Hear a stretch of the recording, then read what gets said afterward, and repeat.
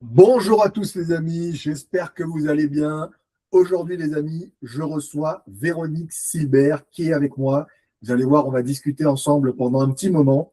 Donc c'est une entrepreneur, vous allez voir, vous allez découvrir un petit peu son parcours. On est ensemble dans un réseau en ligne notamment. On a beaucoup échangé, on a fait de belles collaborations aussi. Allez regarder sur LinkedIn directement, vous tapez son prénom, Véronique Silbert, vous tapez Joris Bergin et vous allez voir un petit peu tout ça.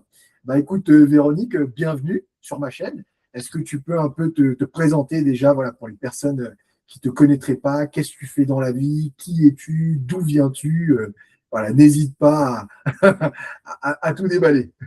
Merci Joris pour ton invitation et bonjour à tous et à toutes qui vous nous écoutez avec attention ou pas, mais il y aura certainement de l'attention. Alors, je suis Véronique Silbert, mon nom s'écrit S-I-L-B-E-R et je tiens vraiment à l'épeler parce que tellement de personnes rajoutent une lettre qu'il ne faut pas que voilà, 6 lettres, ça suffit. Et comme Joris, je suis originaire d'Alsace. C'est pour ça que Silbert s'écrit S-I-L-B-E-R. Et du coup, cette écorchure de mon nom de famille qui a eu lieu, mais depuis toujours, tout le monde écorche ce nom de famille en rajoutant une lettre à la fin, c'est peut-être ça qui a contribué à ma sensibilité à l'écriture. Parce que ma spécialité, c'est l'écriture exacte. Une écriture juste, exacte, franche, élégante et efficace tant qu'on y est. Voilà en gros mon domaine d'activité. Il se décline en plusieurs axes. Premier axe, la formation en entreprise. Donc, j'interviens en entreprise pour aider les équipes à mieux rédiger, mieux orthographier et sécuriser finalement toute la communication externe d'une entreprise. J'interviens également en entreprise ou pour des particuliers pour des relectures, corrections, reformulations d'écrits stratégiques, voire de manuscrits qui vont devenir des livres. Et puis, j'aide les auteurs qui le souhaitent à écrire leur histoire et à la publier et avoir leur nom sur leur couverture. Voilà tout ce qui tourne autour de l'écriture et de ce fameux Silbert avec un R à la fin. Eh ben, merci beaucoup, Véronique, justement, pour cette précision, ces détails, et puis un petit tips du coup sur ton histoire, où en gros, tu en avais marre que les gens écorchent ton nom, donc tu t'es dit, bon, soit je sors le taser, soit je leur apprends à bien écrire et à bien le prononcer. Donc, tu as choisi la deuxième option, hein, c'était moins risqué au niveau de la prison. Et du coup, en effet, voilà, aujourd'hui, tu en as fait ton activité. Donc, sur l'orthographe, et puis apprendre à bien écrire, à écrire franc. Donc ça, en effet, c'est important. Surtout aujourd'hui, on va en discuter, mais c'est vrai que je pense qu'au niveau des stats, on écrit beaucoup moins qu'il y a 5 ans, encore moins qu'il y a 10 ans, encore moins qu'il y a 20 ans, qu'il y a 50 ans. En gros, on écrit moins et de moins en moins. Pourquoi? Parce que si, ben, on est dans l'ère des réseaux, on est dans l'ère du digital, on est dans l'ère du numérique, on est dans l'ère de l'intelligence artificielle. Et donc, c'est vrai qu'aujourd'hui, toi, quand tu vas apprendre à écrire, je ne sais pas moi, des dizaines de lignes, de pages et tout, bah, aujourd'hui, ces dizaines de lignes de pages, entre guillemets, les gens se la font écrire, en fait, se la font écrire par des outils d'intelligence artificielle ou par d'autres outils, même faire des copier-coller, hein, j'ai envie de dire. Et donc, c'est vrai que c'est un travail qui se perd. Et pourtant, bah, c'est dommage parce que tu vas nous raconter évidemment les bienfaits qu'il y a. Pour rappeler, moi, je suis aussi dans le coaching. Alors, je ne suis pas dans le domaine de l'écriture. Moi, je laisse ça à Véronique parce que c'est sa spécialité. Vous allez l'entendre juste après. Moi, je fais des accompagnements, en effet, personnalisés donc pour les entrepreneurs qui veulent développer leur activité avec le protocole CRA, donc clarté, recablage, action, donc basé sur les neurosciences qui vous permet d'avoir des résultats tangibles et concrets. Maintenant, Véronique, on va revenir à toi, parce que de toute façon, il y a toutes les coordonnées juste en dessous de la vidéo pour pouvoir la contacter. Ça, il n'y a aucun souci. Toi, justement, est-ce que tu as pu identifier au cours de ta carrière, ton expérience, un domaine, un secteur particulier, une niche où justement tes talents étaient le plus, je dirais, on avait besoin le plus de tes talents? Est-ce que c'était plutôt pour les entrepreneurs indépendants? Est-ce que c'était plutôt pour les entreprises? Est-ce que c'était plutôt, je ne sais pas, moi, on a fait appel à toi justement pour la rédaction d'un bouquin, d'un livre? Est-ce que tu as pu identifier un petit peu voilà, les gens qui avaient le plus besoin de toi? Je dirais que les personnes qui ont vraiment besoin de moi sont des personnes qui ont besoin de retrouver la confiance, qu'elles soient en entreprise ou que ce soit des personnes qui veulent écrire leur histoire. Vraiment, il y a une histoire, il y a une affaire d'école qui a été mal vécu. On a dit, à un moment donné, dans le parcours de vie, tu es nul, tu ne sais pas écrire, tu fais des fautes, tu n'as rien d'intéressant à raconter, en gros, tais-toi. Et ça, c'est resté dans les couches profondes. Et à partir du moment où on sort ces croyances limitantes, et où moi je leur dis, mais allez-y, écrivez, et puis écrivez avec des fautes. On s'en fiche de qu'il y ait des fautes. Si ça se trouve, la phrase que vous êtes en train d'écrire, on va tellement la retravailler que le mot sur lequel vous vous posez des questions, il va disparaître. Donc écrivez, lâchez-vous. Donc déjà, on balaye le côté erreur. En entreprise, je me suis retrouvée quand même plusieurs fois avec des personnes qui ne savaient pas lire. On ne m'avait pas prévenu. On me dit, vous faites un parcours orthographe. J'arrive, la personne sait tout juste écrire son nom en majuscule. Et au bout d'un an, mais les métamorphoses sont spectaculaires. Les personnes retrouvent confiance en elles. Elles le disent, je retrouve la confiance en moi. Et on ne les reconnaît plus au bout d'un an. Non seulement dans leur rapport avec la langue française écrite, mais aussi dans leur posture. Au début, elles seront comme ça. Elles vont regarder le sol, elles osent à peine dire bonjour. Au bout d'un an, c'est tout droit, droit comme un i. C'est une révolution intérieure, rien que par la réappropriation de l'écriture et de ses propres capacités. Et quand on écrit un livre, c'est pareil. Hein, les personnes arrivent, alors je dis des femmes parce que ce sont le plus souvent des femmes, il y a quelques hommes quand même, et les femmes me disent « je ne sais pas par où commencer, d'ailleurs je n'ai rien à dire ». Et c'est pareil, il faut redonner confiance. Et dès que la confiance est là, ça jaillit, ça vient. Je te remercie beaucoup pour justement ce premier partage, Véro, parce que en fait, ce que ont fait malheureusement certains profs, certaines personnes qui avaient une figure d'autorité, c'est qu'en effet, quand le gamin il a, pas moi, 6, 7, 10, 15 ans, entre voilà, ces petits âges-là, en fait, c'est le moment où la plasticité cérébrale est là, et en fait, c'est le moment où on crée le plus de neurones. Donc, voilà, la neurogénèse est le plus important. Donc, c'est le moment où ton cerveau se forme. Et là, tu as une figure d'autorité qui va dire à un moment, t'es nul, tu sais pas écrire. Donc là, en effet, pour beaucoup d'enfants, ils vont avoir ce mini-trauma. Ah ben, mais en fait, je suis nul, en fait. Donc, c'est même pas la peine que j'essaie, je suis nul. Bah, le prof l'a dit. En plus, il me l'a dit devant les 30 personnes de la classe. Et puis, en plus, il me l'a répété pendant des années. Donc, tu as raison. Il y a des gens qui ont abandonné, pas parce qu'elles n'avaient pas envie, mais parce qu'en fait, ils ont été castrés psychologiquement par la hiérarchie. Et ça, c'est pour ça qu'après, tu retrouves. Et donc, ce que tu dis, c'est vraiment important. C'est vraiment des neurosciences pures. Et malheureusement, là, c'est mal utilisé par des profs et des figures d'autorité. Pas tous, évidemment, hein, mais une certaine partie qui vont castrer des élèves. Et après, les élèves, bah, ils vont être là et puis ils vont avoir des lacunes pendant des années. Alors que, comme tu le dis, quand la personne, après, elle grandit et qu'elle retrouve confiance, elle fait « Ah oui, donc moi, je peux le faire. Bah, bien sûr que tu peux le faire. Et pourtant, on m'a toujours dit que je suis nul. Bah, qui t'a dit ça? Bah, la prof en CM2, en 6e, en 5e, en 4e. Ah ouais, maintenant, regarde, tu peux le faire. Et c'est pour ça que c'est très important de reprendre, comme tu dis, la confiance, de dire je suis maître de mon propre destin. Ce qu'il a dit, ça le concerne lui, c'est tout. Il m'a eu quand j'étais enfant, parce que quand on est enfant, voilà, quand on a 6, 7, 8, 10 ans, 15 ans, qu'est-ce que tu veux t'affirmer face à une figure d'autorité? C'est pas possible, parce qu'il a cette figure d'autorité, alors que toi, tu n'es qu'un élève. Donc maintenant que tu es adulte, tu reprends ton contrôle, tu reprends ton pouvoir, c'est moi qui décide, et on refait ça.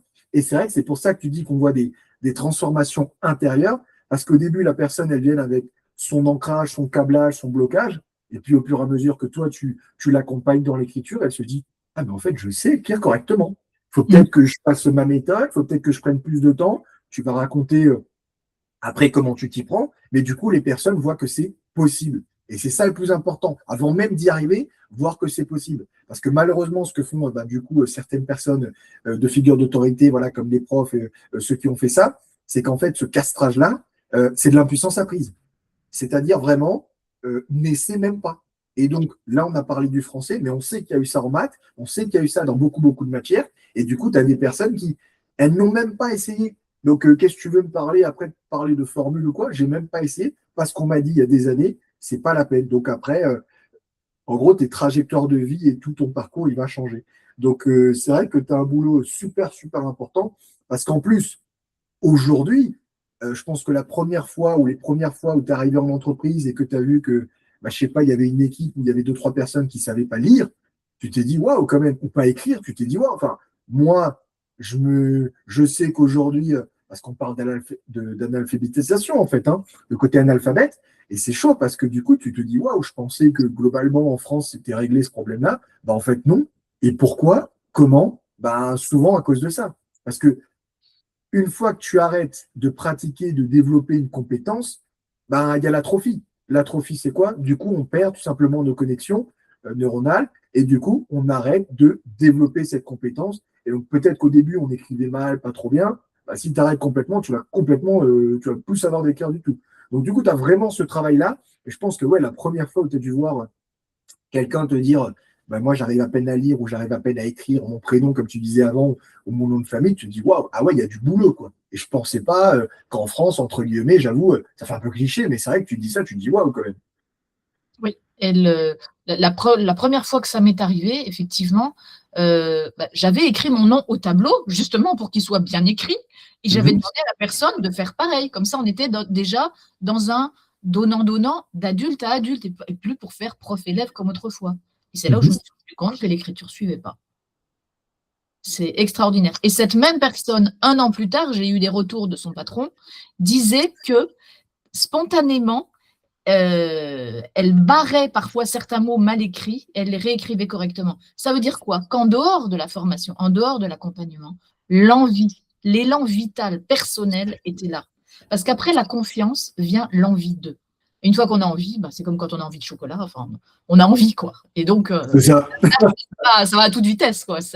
Et donc, spontanément, la personne allait voir dans le dictionnaire, est-ce qu'on écrit bien ce mot comme ça? Non, eh bien, je barre, je m'en fiche, je me suis trompée, ben voilà, je barre et je réécris correctement. Et autre cas de figure, un autre apprenant, parce que je précise aussi que dans ces cas-là, les apprentissages se font en individuel, justement pour pas qu'il y ait le regard des autres. Donc, c'est toi et moi et toi. Et une autre personne, c'était son anniversaire, je le savais, et j'ai prolongé la séance. Je savais que ça marchait très bien. Je lui ai dit aujourd'hui, je suis sûre que vous aurez un cadeau d'anniversaire. On fait un quart d'heure en plus.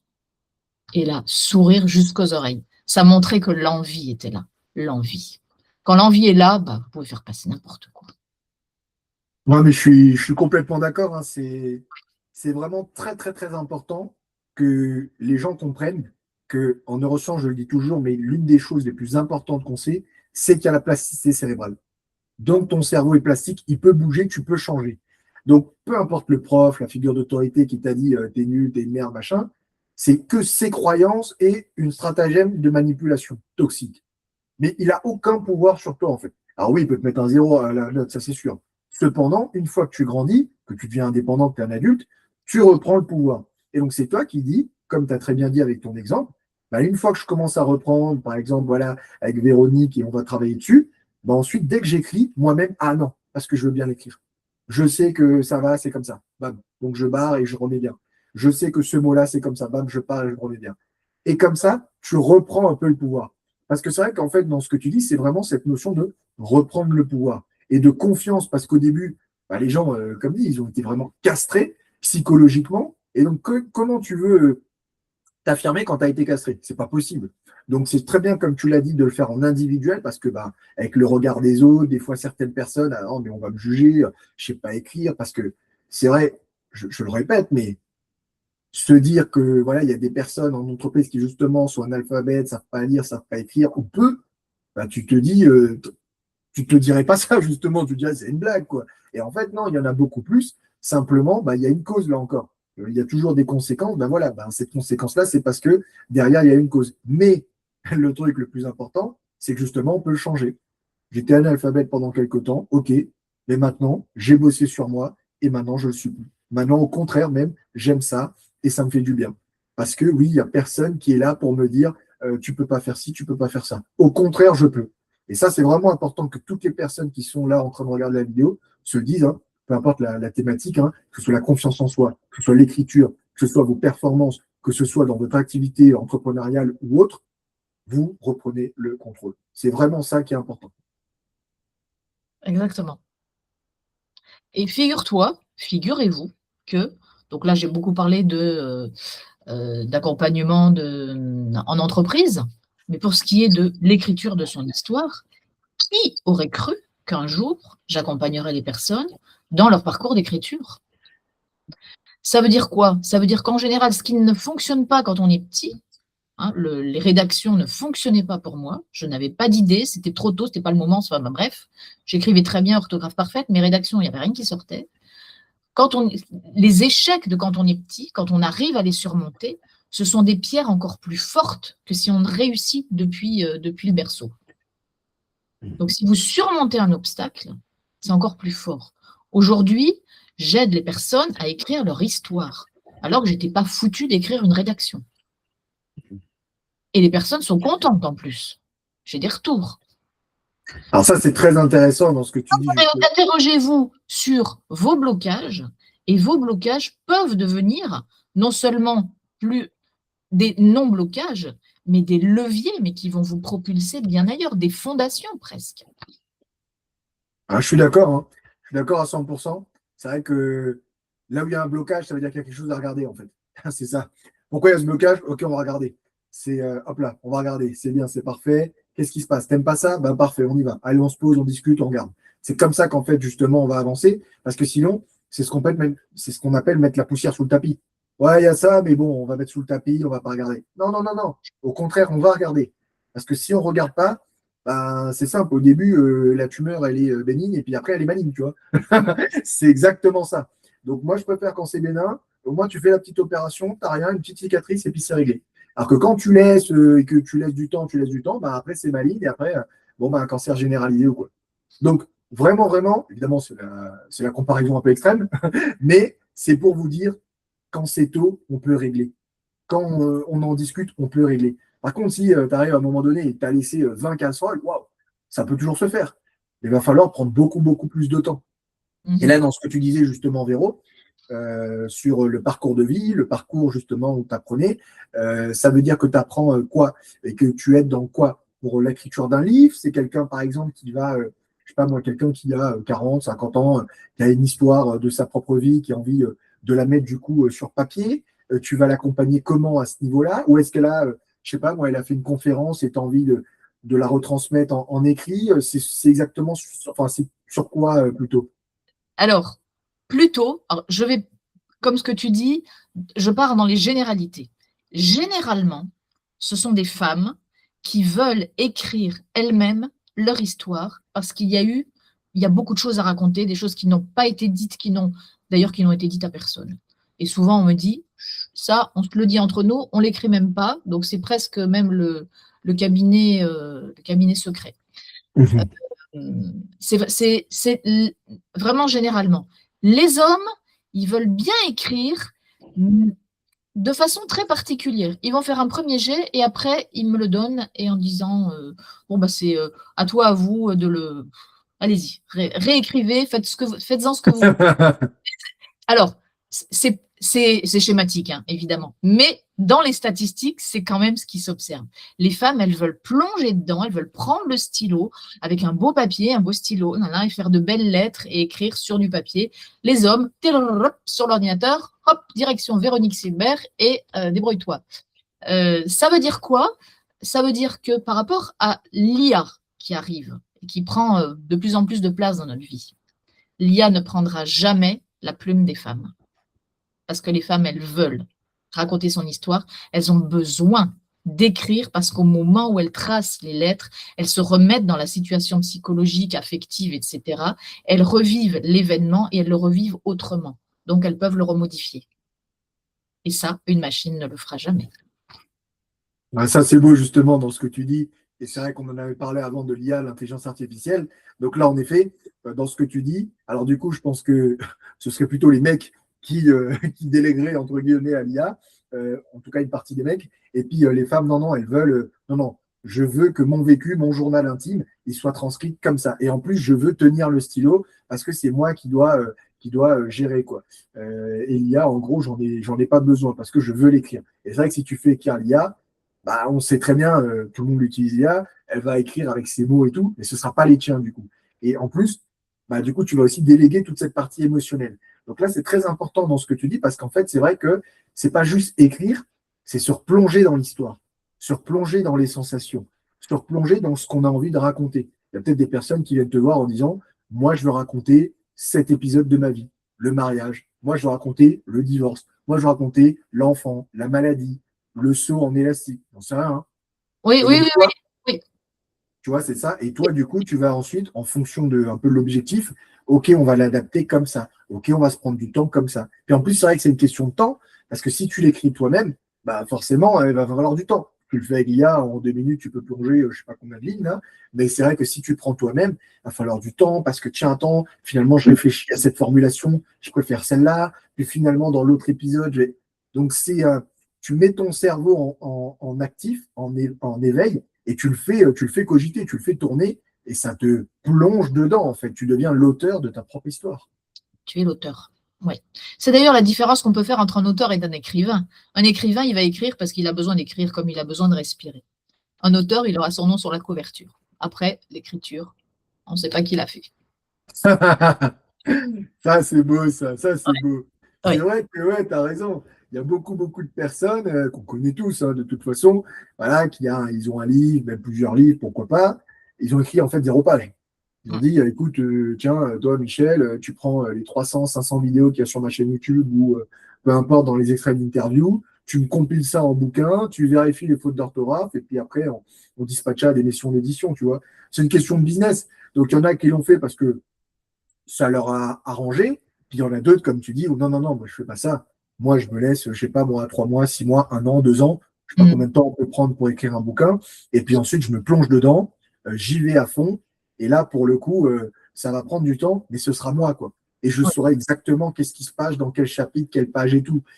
Parce que je veux être, comme tu dis, l'écrivain, l'auteur de ma propre œuvre, quoi. Mais en fait, les femmes veulent accoucher. Naturellement, elles accouchent d'enfants et de la même façon, elles veulent accoucher et prendre le temps de le faire. Et c'est parfois douloureux, il y a parfois des larmes. Mais ce sont des larmes de soulagement finalement. Tu pleures, bah tu pleures. Bon, pousse un peu les papiers, ça risque d'être gênant, tu ne pourras plus te relire. Mais c'est tout, vas-y, tu pleures. Point. Merci beaucoup, Véronique, parce que c'est la première fois, je pense, que j'ai entendu une comparaison entre l'écriture d'un livre et l'accouchement d'un bébé. Ouais, j'ai déjà vu, je suis accoucheuse de livres, accoucheuse d'histoire, ça se Ah dit ouais? dans le milieu, ouais. Mais Ouais, ce sont les femmes qui le disent, ce sont les sages-femmes. ah ouais, non, mais c'est beau, franchement, Ouais. c'est beau. Oui, Ben oui, oui. voilà. Donc, mesdames, si vous voulez accoucher d'un livre pour commencer, puis après peut-être un bambin, n'hésitez pas à aller avec Véronique, elle va vous aider à accoucher. Voilà. Tu Ouais, les aides à accoucher, du coup, hein. Tu es là du premier mois au 9e mois, hein. ouais, c'est ça. Oui. Voilà. Il y a Tu tout les laisses l'accompagnement. pas. Il y a C'est pas. l'accompagnement. Ouais, ouais, ouais. Ah, Et de mais la ça, même façon, non, mais la comparaison est vraiment justifiée parce que pendant une grossesse, un bébé se développe tous les jours. Tous les jours, il sera un tout petit peu plus formé que la veille et un peu moins que le lendemain. L'écriture, c'est la même chose. C'est tous les jours. C'est pas quand j'ai envie. Parce que d'une fois à l'autre, on a oublié l'énergie dans laquelle on était, on ne sait plus ce qu'on avait raconté, on se relit, on ne sait plus, on barre, on recommence, on rature, et au bout d'un an, on en est toujours au chapitre 1. hmm. Tu Voilà. le vois, il faut, C'est il bien faut, gentil le chapitre 1, mais au il bout d'un faut une moment, il faut peut-être certaine le 2 et le discipline, 3. en fait. Pardon? Il faut une certaine discipline. Il y a une discipline. C'est une discipline parce qu'il y a une décision. C'est-à-dire quand on prend la décision d'écrire son histoire, on s'arrange aussi pour avoir la capacité de réserver un temps chaque jour. Ça ne veut pas dire qu'il faut écrire 3 heures chaque jour. Moi, j'y arriverai pas, hein, 3 heures par jour. Je ne sais pas comment je le caserai. Mais ça peut être un quart d'heure, une demi-heure. La régularité fait que le jour où on n'y arrive pas, parce qu'on rentre, il est minuit et on n'y arrive pas, le jour où on n'y arrive pas, ça va manquer. Et le manque va créer le désir. Et le lendemain, on se dira plus jamais ça. Maintenant, c'est tous les jours. Et on peut toujours passer un peu moins de temps sur les réseaux sociaux et dégager ce quart d'heure ou cette demi-heure. Tiens, c'est intéressant parce que ça me fait penser, moi, en accompagnement, ce que je dis souvent aussi avec certaines personnes, c'est que il y a des personnes qui travaillent beaucoup trop. Comme tu disais, par exemple, avec les 3 heures par jour à écrire un bouquin, c'est le meilleur moyen d'avoir un burn-out de l'accouchement, là, pour reprendre l'exemple, parce que c'est beaucoup trop, quoi. Et c'est comme des personnes qui me disent, attends, mais genre, il faut que je travaille beaucoup plus. Non, non, non, pas besoin de travailler beaucoup plus. Il faut travailler mieux. Il faut être plus intelligent. Mais tu n'as pas besoin de travailler plus. Comme tu dis, s'il y a la régularité et si tous les jours on avance Comme pour la grossesse, si tous les jours, le nourrisson, au début, c'est quoi? C'est spermatozoïde, ovule, puis ensuite, ça s'accouple, puis ensuite, ça fait deux cellules, puis ensuite, ça fait l'embryon, puis ensuite, voilà, petit à petit. Si petit à petit, en effet, tu suis le cycle de la vie, c'est good. Puis si il y a d'autres personnes qui, des fois, parce que c'est vrai qu'on peut avoir un biais chez certains de se dire, ah non, mais je vais faire 3 heures par jour tous les jours. Eh bien, tu vas faire fausse couche, quoi, comme on dit. Là, tu vas aller beaucoup trop tôt. Et puis même toi, est-ce que tu vas vraiment tenir? Faut être costaud, hein. Enfin, je ne suis pas écrivain ni auteur, donc je ne sais pas, mais je pense que à moins d'être vraiment passionné, tu ne vas pas tenir longtemps, parce que tu peux peut-être tenir une semaine ou deux, mais 3 mois, 6 mois, un an comme ça va être compliqué, hein. Ou bien alors là, tu sors le Larousse, hein, mais là, Alors, à propos de durée, là, justement, tu es en train d'évoquer la question de durée. Combien de temps faut-il pour écrire un livre? On peut retenir 1 an. 1 an entre la première idée et la publication. C'est vraiment un ordre de grandeur. Mais ça pourrait être, allez, 6 mois pour le premier jet. Premier jet, j'écris. Et encore, c'est long, 6 mois. Quand c'est 3 mois, c'est mieux. Mais 6 mois, on a eu le temps de se relire. Après, on laisse reposer, parce qu'il faut laisser reposer la pâte. Ensuite, on y retourne. On le réécrit, parce qu'on se rend compte qu'il y a des choses qui sont complètement à côté de la plaque, d'autres qu'on a oubliées, il y a des trous qu'il faut combler. Donc, en fait, il y a une réécriture. Et puis après, il y a toute la phase de publication. Donc, il n'est pas idiot de se dire, j'ai 1 an dans ma vie qui vont être très occupés. Très occupés en termes de mobilisation d'esprit. Encore une fois, ce n'est pas 3 heures par jour, c'est beaucoup moins par jour. Mais on ne pense qu'à ça. Au début, on ne pense pas qu'à ça. Et plus le temps arrive, plus les 9 mois, on dirait, arrivent vers leur terme, plus l'histoire devient obsédante. Et à partir du moment où vous levez la nuit, parce qu'il y a une idée qui vous trotte dans la tête, et il faut l'écrire tout de suite, parce que le matin, c'est fichu, elle est partie. Là, on arrive, entre guillemets, aux douleurs de l'accouchement. Ça pleure. C'est beau ça. Mais vraiment. Non, mais je l'ai fait, ça. J'ai eu vers la fin de mon livre, j'ai écrit aussi une histoire. Vers la fin de mon livre, c'était toujours au petit matin que les idées géniales arrivaient, alors que tout est noir dans la chambre, les yeux sont fermés, il n'y a pas de stylo, évidemment. Donc après, je prévoyais mon coup. Il y avait le papier, le stylo sur la table de chevet, et j'écrivais à la lueur de mon radio-réveil pour ne pas réveiller la personne qui avait à côté de moi. Bon. En découvrant ce qui était écrit, c'était un peu gribouillé, mais j'arrivais à m'en sortir. Mais en général, quand on allume la lumière, crac, la clarté s'en va. Ça, il y a plusieurs personnes qui me l'ont dit, plusieurs auteurs qui m'ont dit. C'est vrai que au petit jour, tout est limpide dans la tête. C'est vers la fin, hein, je raconte quelque chose de la fin. Au début, la régularité et l'envie. Au début, ouais. Et on sait que le cerveau fonctionne comme ça aussi. D'ailleurs, c'est une des méthodes que j'utilise et qui est utilisée pour faire un recablage notamment. Par exemple, dans mon protocole clarté, recablage, action, tard le soir, avant de s'endormir, tôt le matin, c'est le moment où le cerveau est le plus à l'écoute en fait. Parce que là, il est semi-endormi, semi-éveillé. Donc, c'est-à-dire que la conscience n'est pas éteinte parce que sinon tu dors, en gros, pour la faire simple, et elle n'est pas non plus éveillée parce que tu ne vas pas faire une discussion. Tu es dans cette phase-là. C'est-à-dire le sommeil un peu léger, comme on dit, où justement tu es en train de t'endormir ou tu es en train de te réveiller. Et dans ce moment-là, c'est le moment qui est incroyable parce que c'est le moment où les idées fusent, où justement on peut tu peux te programmer des nouveaux câblages, des nouvelles croyances et tout. Et en effet, quand il y a des idées, parce que ton cerveau, la nuit, il n'est pas off, au contraire, il est on. Et donc le matin, par contre, quand tu te réveilles, tu as les petits jets, ça vient, l'inspiration, tout ce que tu t'étais dit, boum, ça a cogité, ce s'est assemblé, et bam, ça remonte à la surface. Et comme tu as dit, c'est très très vrai. Et je revalide à 100% parce que, je le fais, et je le recommande notamment pour mes clients aussi, c'est quand il y a vraiment une idée, tu ne sais pas quelle idée va faire 1 million de dollars, tu ne sais pas quelle idée va changer ta vie, tu ne sais pas. Donc quand il y a une idée où vraiment tu dis, bam, tu la notes tout de suite. Parce que c'est vrai que si tu te dis, en plus, la noter, ça ne veut pas dire la traiter tout de suite. C'est juste pour ne pas l'oublier. Tu la mets là sur un support, après tu fais ton café, tu fais ce que tu veux, mais tu la poses là.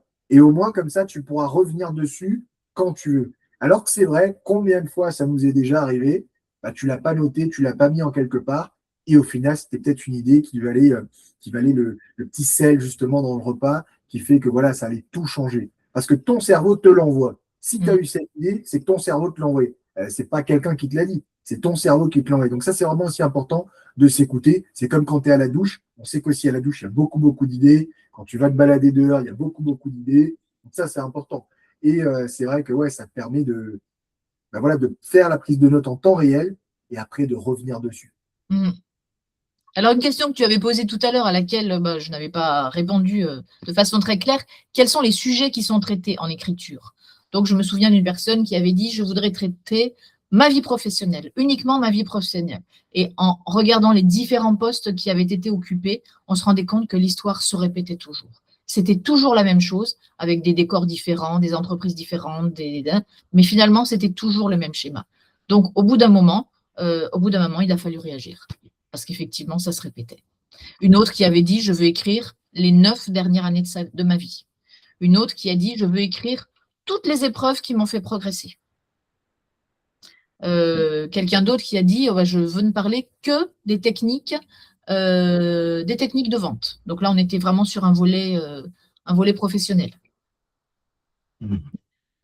Tout peut être, en fait, tout peut être raconté. Et ce n'est pas parce qu'on aura écrit quelque chose qu'on est obligé d'en faire un livre et de le publier avec son nom dessus. Parce qu'il y a aussi parfois la crainte du regard des autres, de la famille, notamment quand on raconte sa propre histoire. Qu'est-ce qu'ils vont dire? J'ai parlé d'eux. Ben, on ne le publie pas, on s'en fiche. L'essentiel, c'était de l'écrire, ou alors on met un pseudo sur la couverture. Ça, c'est intéressant ce que tu dis, ouais. Les Parce que fables de cette La Fontaine. publication, que ça a gêné un certain nombre de personnes. Je n'écris pas parce que je ne veux pas que les autres, mes proches en tout cas, sachent ce que je pense. Ça, c'est très, très, très important ce que tu dis. Parce qu'en effet, quand tu te plonges dans une écriture de livre, quand tu commences ce protocole-là, bah, pour que ça marche, il faut que tu lâches quelque chose. Donc, il faut que tu parles de toi. Ne pas commencer à rester en je mets la surface, je mets le make-up, je mets les filtres. Non. À un moment donné, on va pas te dire de tout dire forcément, mais tu dois quand même un peu t'ouvrir. Et donc, en effet, bah, si tu l'ouvres, l'étape d'après, c'est en effet, tu peux le publier, tu peux, j'ai dit. Et donc, c'est vrai que bah, possiblement, tes proches peuvent le voir. Et c'est vrai que ça peut avoir une influence. Parce que bah, si tu as dit des choses, que ce soit positives ou négatives, mais en tout cas qui t'ont parlé, c'est vrai que ça peut être mal interprété, puis après, ça peut faire des choses et tout. Donc, je suis d'accord avec toi, c'est vrai qu'il faut, dans cette période-là des 9 mois de gestation, voir un peu comment tu comptes le faire. Est-ce que tu comptes faire une sorte d'imagination fictive aussi, parce que c'est un peu comme justement, je disais avec La Fontaine, ce que tu vas dire, voilà, le loup, le renard, le lion, le rat. Hein. Est-ce que tu vas essayer de faire en sorte que ce soit des animaux? Est-ce que tu vas donner d'autres noms? Ou bien tu vas tout garder, mais tu vas pas le publier? Ou est-ce que tu vas faire par un autre auteur? Tu as raison, parce qu'en effet, je pense qu'en effet, surtout s'il y a des proches ou des personnes qui se sentent visées, bah oui, ça peut créer des tensions et ça peut faire en sorte que bah, la personne a un super beau livre, mais elle ne le publie pas parce que, ah, mais je vais être jugé, ah, mais on va me critiquer, bon, j'ai quand même taclé mon ex, j'ai quand même taclé mon gars, donc bon. Donc c'est vrai que je pense que c'est quelque chose déjà, c'est quelque chose, je pense, qui évolue hein, au fond du temps. C'est qu'au début, on va tout mettre, puis après, ah ouais, quand même, attends, là, je suis quand même au chapitre 10 et tout ce que j'ai mis, est-ce que vraiment je veux. Donc, je pense que si, voilà, ça évolue avec le temps. Je dirais que ça évolue dans l'autre sens. Au début, on n'en met pas trop. Et puis après, j'ai ouvert une petite porte. J'en ai ouvert une autre. Oh, puis après, j'ouvre le portail hein, et puis je balance tout. C'est Ah, comme bah, ça. c'est ça. Et souvent d'ailleurs, les personnes partent avec un objectif. Je ne veux surtout pas le publier. J'ai besoin de sortir quelque chose de moi, mais je ne veux pas le publier parce qu'après tout, pourquoi le faire? Et au fur et à mesure des mois qui passent, et pourquoi pas? Et d'autres, au contraire, qui voulaient publier, qui viennent exprès, qui leur demandent, c'est d'écrire leur livre et de le publier, et puis à la fin, qui disent, bah non, ça ne sert plus à rien, j'ai tout dit, pourquoi le publier, à quoi ça sert? Donc en fait, l'histoire, c'est de rester ouvert à son ressenti. De toute façon, D'ailleurs, ça me fait penser, c'est, je pense, mais tu me diras, plutôt des histoires personnelles vraies, ou est-ce que ça peut être aussi des histoires imaginaires, fictives?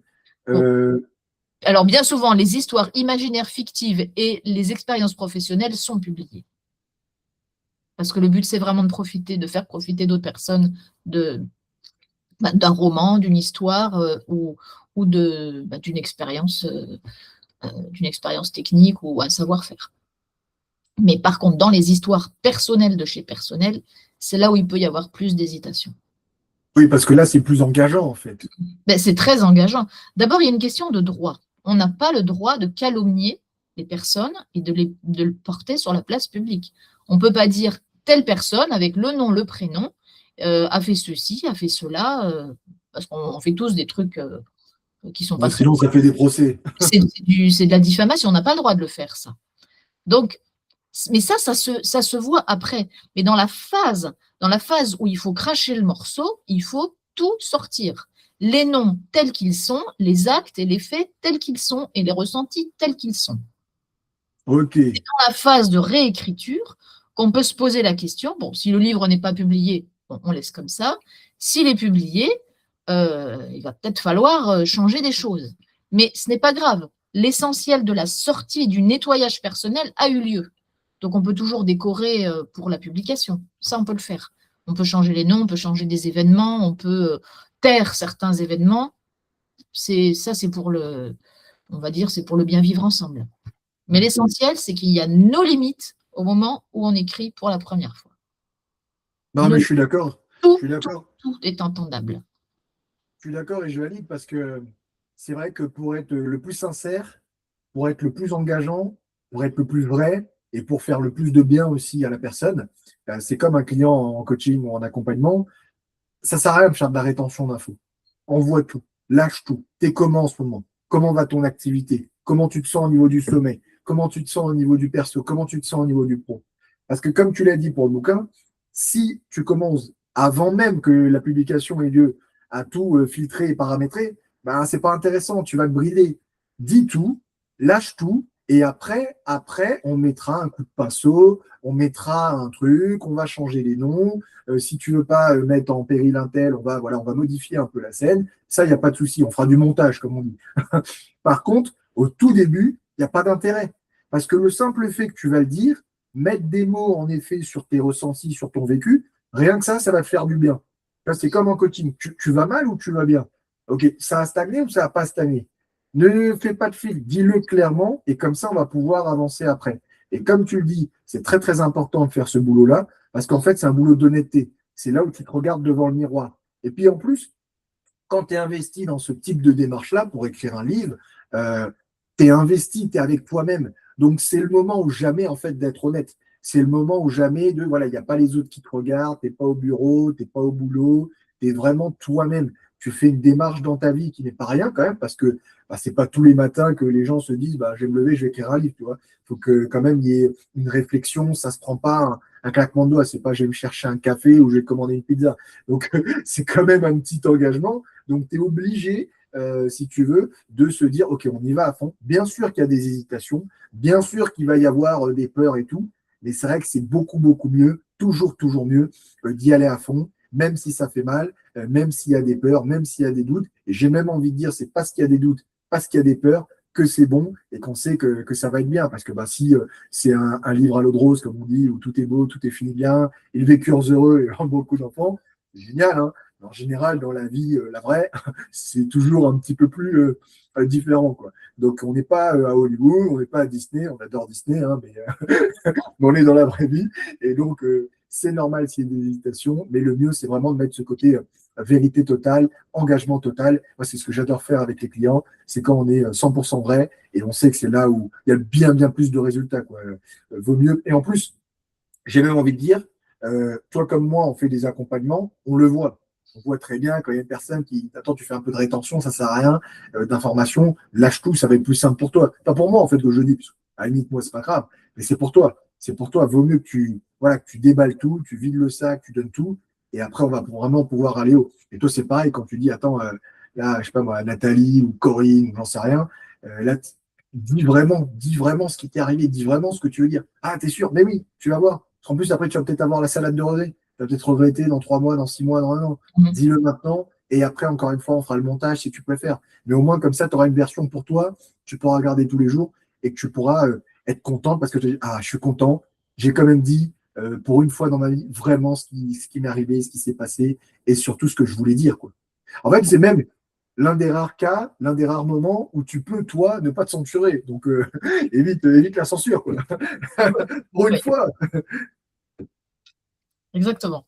Exactement. Donc voilà, d'où la magie de tout ce qui peut se passer autour de simples mots alignés les uns à côté des autres.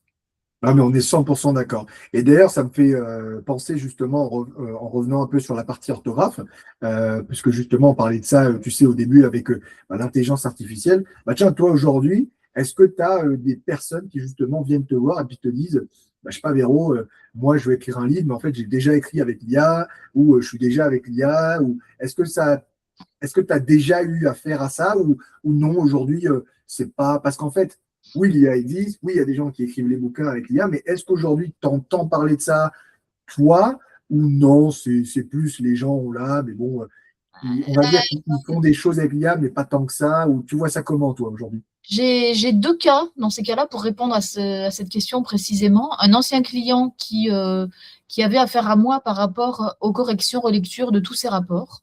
Donc vraiment dans le cadre professionnel, l'IA est arrivée, disparition du jour au lendemain. Il est revenu quelques années plus tard, donc son carnet d'adresses fonctionnait bien, il avait toujours mes coordonnées, et il avait un dossier à monter qu'il avait demandé à faire à l'IA, et il m'a dit, ça marche pas, j'ai besoin de quelqu'un d'humain. Et ça a fonctionné. Ah bah ça, c'est beau, ça. Donc ça, c'était très bien. Et une autre personne qui est venue avec son manuscrit pour vraiment pour le corriger, corriger avant publication.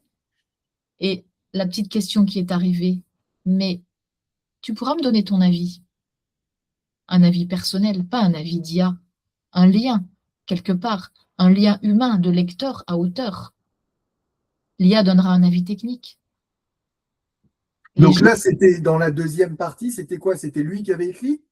Non, alors la deuxième partie, c'était une dame qui avait écrit son livre. Premier cas, je résume. Premier cas, c'était un ancien client qui avait disparu, qui revient parce que l'IA n'y arrive pas. Ouais. Hop. Deuxième histoire, une cliente, cette fois-ci, qui a écrit son livre et qui pose comme question, et qu'est-ce que tu en penses, toi, de mon manuscrit? Et tu vois, la question officielle, c'était la correction. Moi, j'ai fait un devis pour la correction. Mais la vraie question sous-jacente, qu'est-ce que tu en penses? On Ouais, s'en c'est ça. file de l'IA. On veut savoir ce qu'un humain, ce qu'une copine presque, ce que vit de l'intérieur. Je me suis ennuyée, je ne me suis pas ennuyée, là j'étais attirée, etc. Bah, tu as 100% raison dans le sens où, bah, jusqu'à preuve du contraire, c'est pas l'IA qui va acheter le bouquin, quoi. C'est Oui, pas l'IA qui va acheter le bouquin, c'est pas l'IA qui va lire le bouquin. Donc, tu as 100% raison qu'il faut avoir 10 avis, enfin, en tout cas, des avis d'humains. Parce que quand tu as des avis d'humains, tu sais, ah ouais, bah là, ça m'a fait vibrer, quoi. Là, là, je me suis fait chier, par contre. Là, par contre, non, ça m'a fait du bien. Et c'est vrai que quand tu as ce type de ressenti-là, tu sais, OK, bah, soit je fais rien, je l'écoute juste, soit j'améliore, soit je modifie. Mais en effet, c'est un avis d'humain. C'est vrai qu'avec une IA, peu importe l'IA, bah, on sait que tu peux l'influencer. Bah, fais-moi un avis positif sur mon livre. Bah, il va te faire un avis positif sur ton livre. Fais-moi un avis négatif sur le livre. Il va te faire un avis négatif. Mais ça va être en fonction de ce que tu lui dis. Alors que là, avec quelqu'un d'autre, bah non, c'est soit j'ai aimé, soit j'ai pas aimé, soit bon, pour moi, c'est pas ouf. Mais voilà. Et donc, ça va être un avis qui va compter beaucoup, beaucoup plus. Surtout pour quelqu'un qui a des intentions de publication, voilà, de partager le livre et tout. Parce qu'à la limite, si c'est juste pour toi, bon, tu t'en fous ton avis, c'est juste pour toi. Mais dès qu'il y a un petit peu d'autres personnes aux alentours, c'est vrai que c'est important. Et comme tu dis, l'avis de quelqu'un qui a écrit des livres, qui sait comment ça passe, qui est dans le milieu depuis ben voilà, quelques temps, des années, c'est pas pareil. C'est pas pareil. Et d'ailleurs, c'est intéressant le premier exemple que tu as donné avec le monsieur là qui est revenu. C'est comme on va chercher l'herbe parce qu'elle est plus verte ailleurs, mais après on revient quand même, on vient à la on revient maison. quand même à la maison, tu vois. C'est ça, c'est ça, c'est ça. Et ben, après, tu l'as vu, tu as dit, ah ben alors, bah, Mickaël, bah, comment ça va? Il a dit, ouais, écoute, je suis désolé, hein, mais bon, allez, je te paye un peu plus. Je t'ai fait une petite tremperie, mais bon. Et là, tu dis, oh, il n'y a pas de souci, t'inquiète. Non, mais c'est normal. Chaque personne va essayer de. En fait, c'est la solution de facilité. Je pense que il y a beaucoup de promesses aussi, donc les gens se disent, bah, c'est génial, je peux faire ça en 2 secondes. Oui, mais c'est Mais toujours ça ça. C'est fait, oui, mais mais ça fait réellement gagner du temps et ça donne réellement des idées. Mais le vécu humain, le parcours, il est nul. Je compare, et ça pourrait être ma dernière comparaison, ma dernière phrase, c'est comme de faire Compostelle. Soit on prend l'avion, on va à Compostelle et on se photographie, selfie à côté de la pancarte, Compostelle, j'ai fait Compostelle. Mhm. Soit, donc ça, c'est on écrit son livre avec l'IA, soit on prend ses godasses et on fait le chemin à pied avec les ampoules, la faim au ventre, les nuits qui sont pas sûres, le matelas trop dur, etc. Et on arrive à Compostelle au bout de plusieurs années, on s'y remet un peu tous les ans. Et on fait la même photo, le même selfie. Le sourire, il sera de l'intérieur. Ça, c'est écrire son livre personnellement. Ça, c'est magnifique. Et je valide. Et c'est pour ça qu'en effet, comme tu dis, ça prend 9 mois, la grossesse. Tu as fait une très belle comparaison parce qu'en effet, ce que tu veux dire surtout au fond, c'est que ça prend du temps en fait. C'est ça qu'en fait, ce qu'il faut dire, c'est que ça prend du temps parce que comme tu l'as dit, bien sûr qu'entre guillemets, on peut faire un travail, comme tu l'as très bien donné, en 2 semaines avec l'IA. Mais ce ne sera pas la même. Il n'y aura pas les mêmes douleurs, il n'y aura pas le même vécu, il n'y aura pas les mêmes relectures, les mêmes crises de larmes, parce que tu l'avais dit au début, des fois il y a des crises de larmes, il y a des crises de, voilà, d'émotion, en fait, tout simplement. Et pour ça, il faut du temps. Et le temps, bah, tu ne peux pas l'accélérer. Un bébé, c'est 9 mois depuis la nuit des temps. Tu ne vas pas le faire en 3 mois, tu vois. Sinon, ton bébé, il a un petit problème. Donc, tu vois, ça n'existe pas. Donc, c'est vrai qu'il faut le temps. Il faut donner le temps au temps. Et c'est ça qui est important. Et pour rebondir, du coup, sur un autre sujet, donc là, on a bien parlé de ton côté, notamment avec l'écriture, où tu fais justement ce type d'accompagnement qui est pour les personnes à majorité femmes, mais il y a un petit peu d'hommes qui sont là aussi. Au niveau des entreprises, je sais que tu en avais un petit peu parlé. Est-ce que tu avais une autre chose à nous dire, notamment au niveau de l'orthographe? Je reviens dessus parce que je sais que tu publies beaucoup dessus, notamment sur les réseaux. Toi, je pense, et puis on sait hein, aussi au niveau des stats, que tu as dû remarquer qu'il y a une chute aussi drastique peut-être au niveau de l'orthographe, au niveau aujourd'hui, comparé à, je sais pas, moi, il y a 5, 10, 15, 20, 30 ans, 50 ans.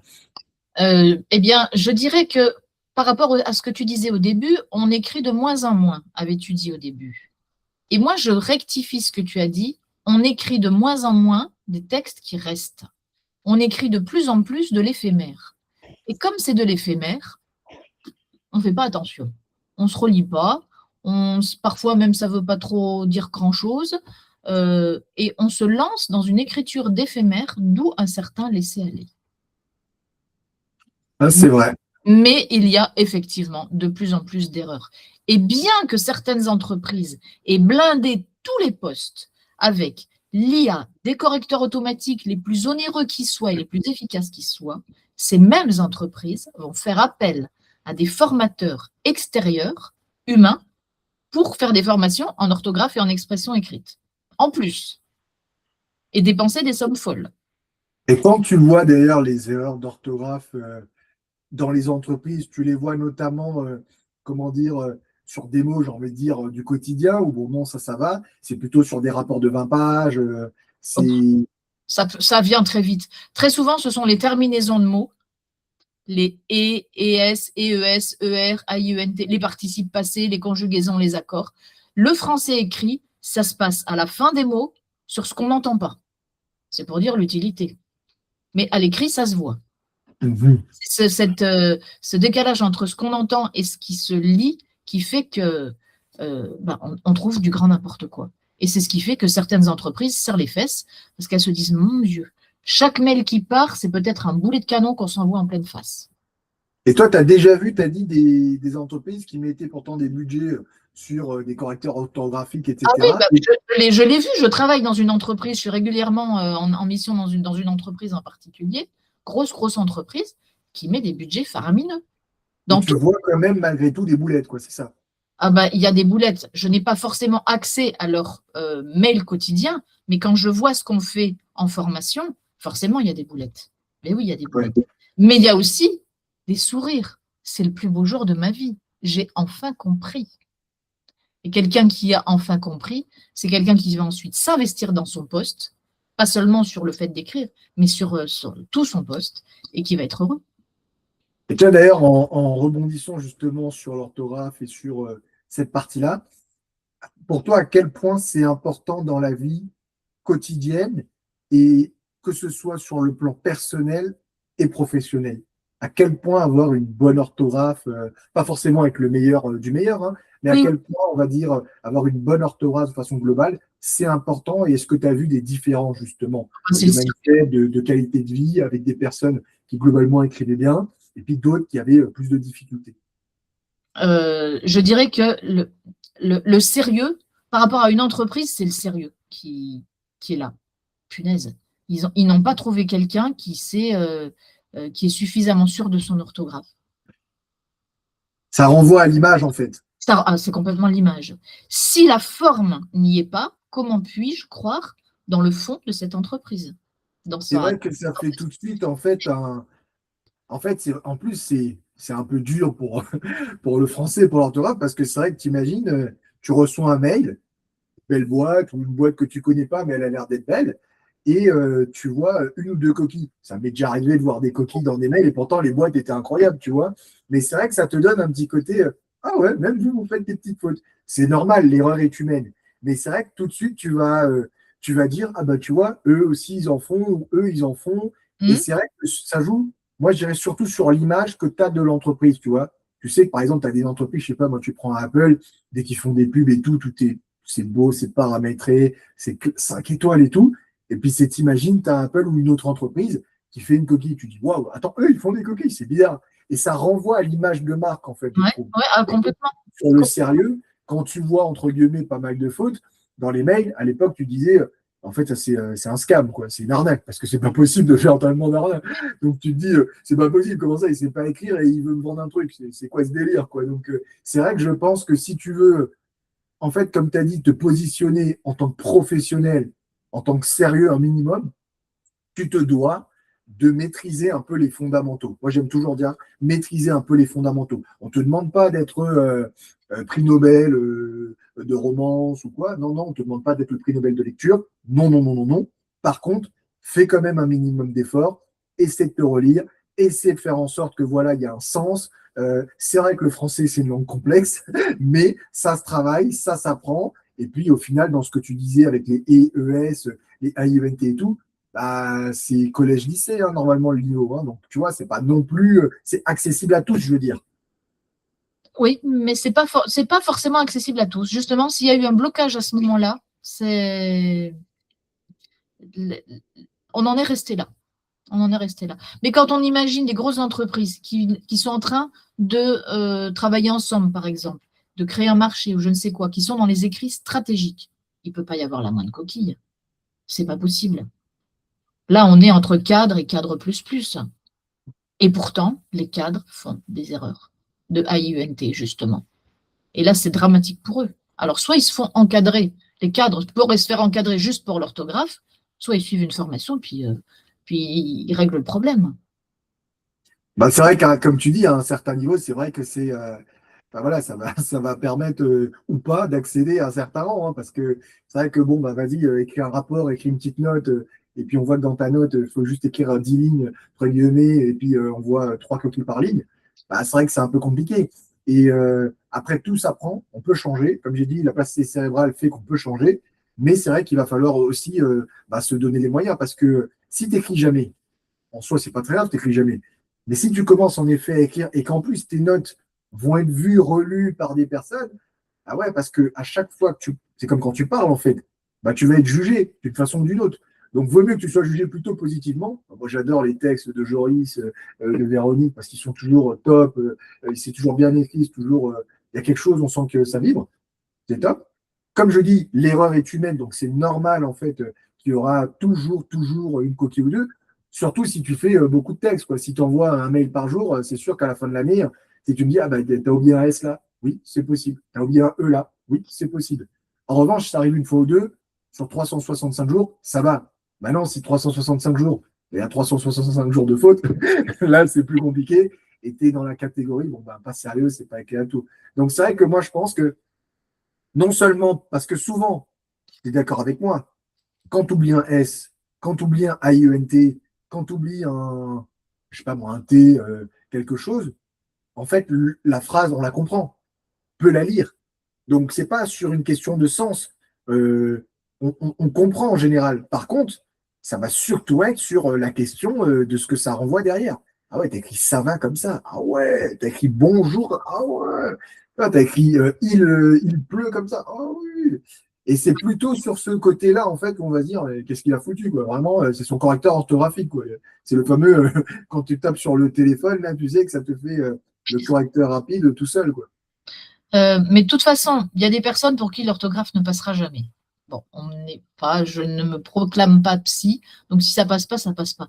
Mais il faut en prendre acte et se faire encadrer, se faire entourer. On sous-traite l'orthographe, on sous-traite la relecture.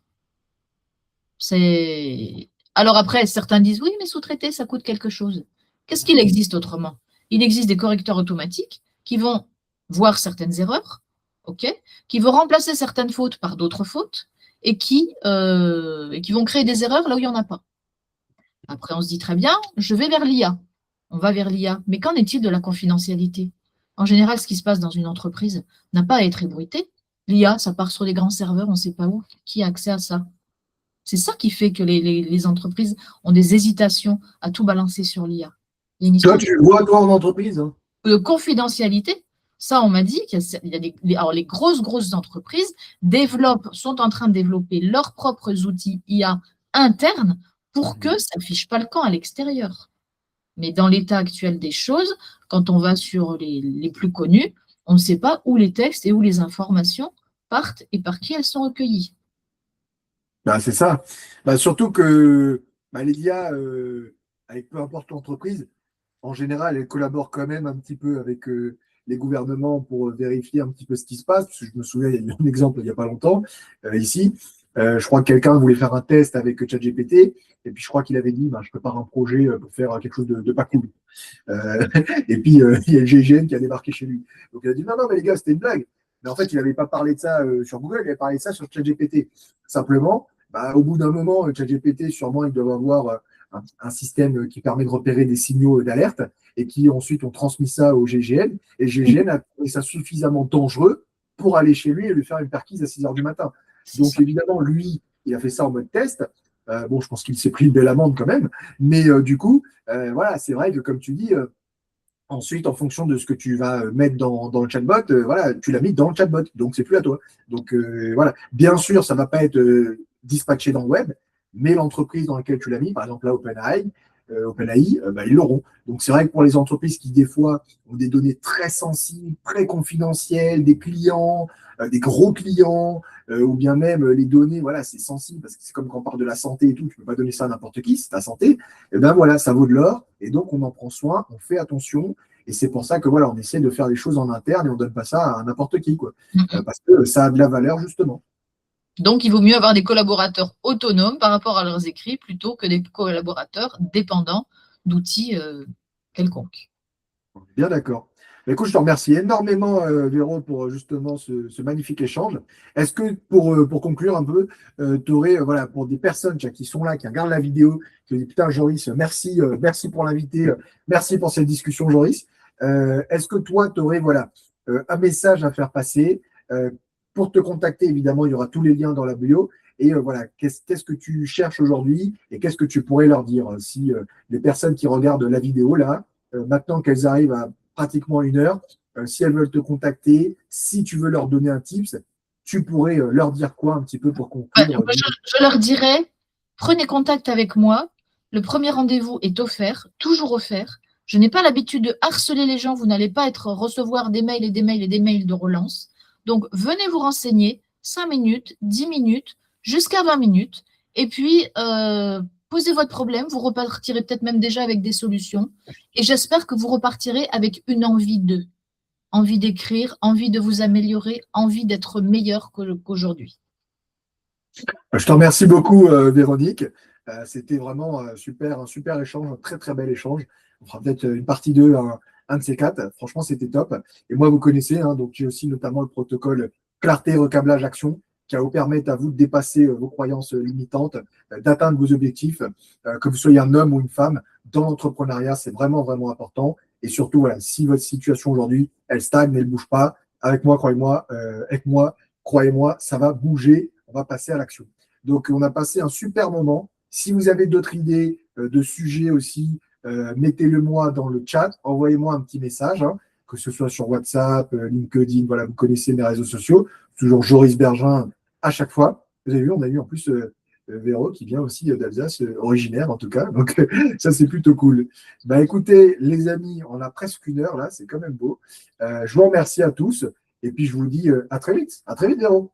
Ouais. Merci Joris pour ton invitation. Merci à tous pour votre écoute et toutes. Merci beaucoup. Merci à tous. Mettez bien un like, un partage et allez regarder juste en dessous pour voir les coordonnées de tout le monde. Ciao, ciao. Ciao!